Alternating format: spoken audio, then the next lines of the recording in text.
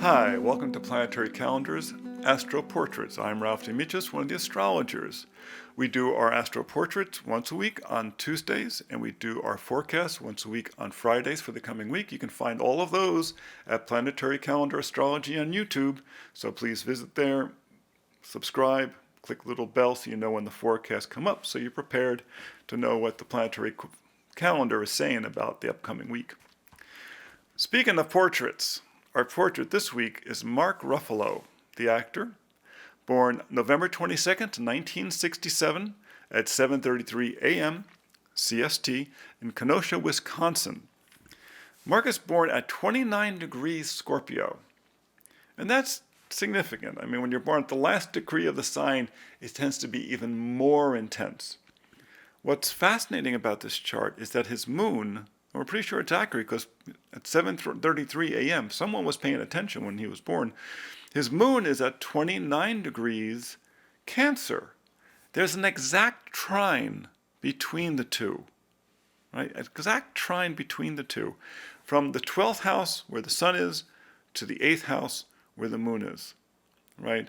And the moon is in the house that's related to Scorpio, but the moon is in the moon's strongest extrovert sign, Cancer. They call it the classic ruler sign because it's a very feminine sign, the moon in her most feminine self in the 8th house, the house of shared power, but also feminine power.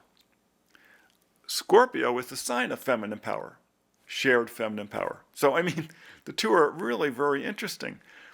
The other thing that's interesting about the chart is conjunct the sun in the 12th house is Neptune. Neptune, the planet of imagination, the planet of hidden money, the planet of things going on behind the scenes. In the 12th house, the house that lives behind the scenes, it's the studio, it's the backstage, it's all the places of imagination.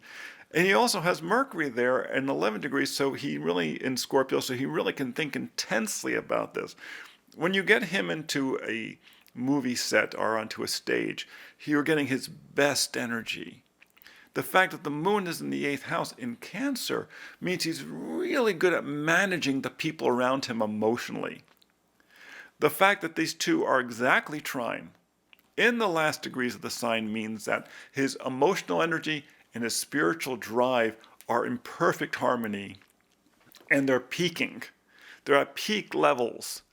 This is a very intense person, but it expresses itself in kind of very behind the scenes places. You know, it's funny. I think he would be in some ways shocked to if he could perceive himself from the role of his audience.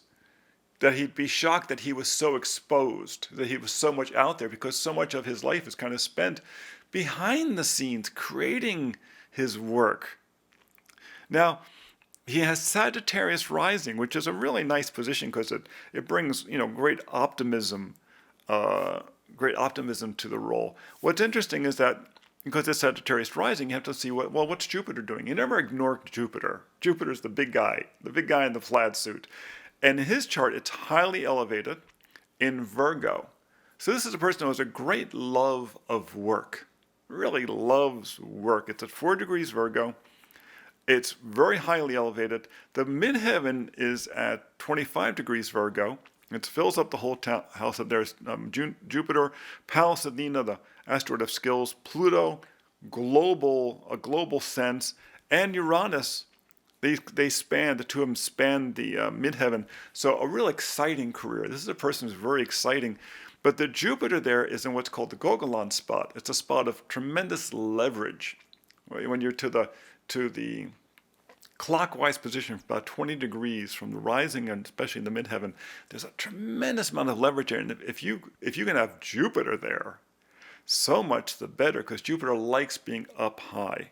Now he was born right after sunrise, so Jupiter was probably still been visible in the sky when he was born.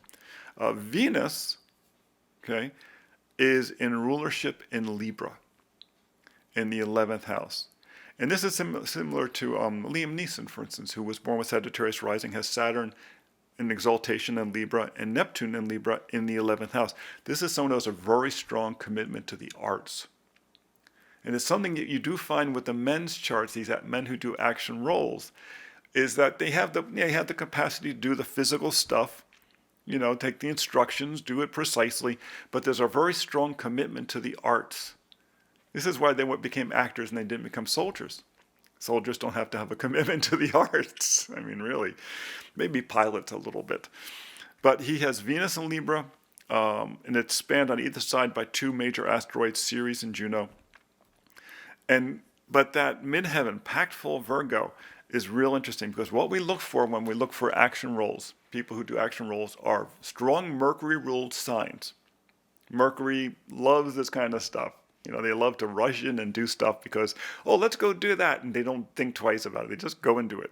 So having the midheaven, especially Jupiter there, the planet of physical activity, of exercise, of athletic ability, in Virgo at the midheaven, means he has this great willingness to do this kind of stuff, this physical jump around and such. And then the other thing you look for is Mars. You look for Mars-ruled sign, which is usually Aries. A lot of, especially among women, the actresses that do action roles, a whole bunch of Aries in there, Aries suns. But you look for Aries and you look for Scorpio. Well, he has the Sun, Neptune, and Mercury in Scorpio in the 12th house, the house of the movie studio. So the ability he uses martial energy in a make-believe situation was custom made for Mark Ruffalo, or he was custom made for that situation. But it's funny too, because the role he's become most famous for in this type of stuff, he's done a lot of other stuff, is the Hulk, which basically means that it's a little like schizophrenic. It's a little like there's one side of him that's the great scientist, and this other side of him that's this like wild man, that sometimes he's reasoning and sometimes he's not. And to a certain extent it has to do with the fact that when you look at the chart, there's a real big polarity.